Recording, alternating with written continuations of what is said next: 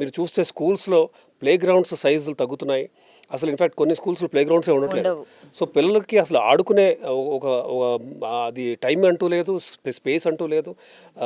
చదవటం మీద ఎక్కువ స్ట్రెస్, పైపెచ్చు high calorie, super high calorie foods, ఈ ట్రాన్స్ ఫ్యాట్ రిచ్ యాక్టివిటీస్ లేవు, అసలు లేవు. And then trans fat rich fried foods ఎక్కువ ఇవ్వటం, ఫాస్ట్ ఫుడ్స్ అంటే వాళ్ళకి హాఫ్ అన్ అవర్లోనే స్విగ్గీ జొమాటోల్లో వాళ్ళకి ఫుడ్ వచ్చేసేయాలి వాళ్ళకి.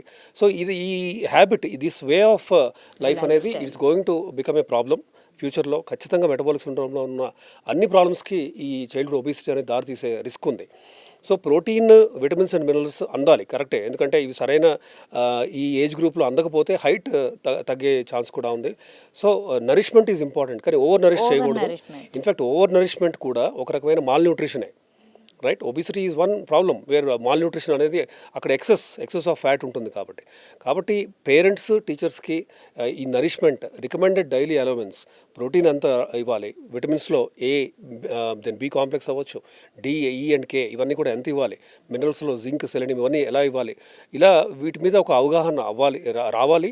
దెన్ దానికి గవర్నమెంట్ కూడా ఒక మంచి ఇనిషియేటివ్ తీసుకొని ఎడ్యుకేటివ్ అవేర్నెస్లు తీసుకురావాల్సిన అవసరం చాలా ఉంది, both for parents and teachers.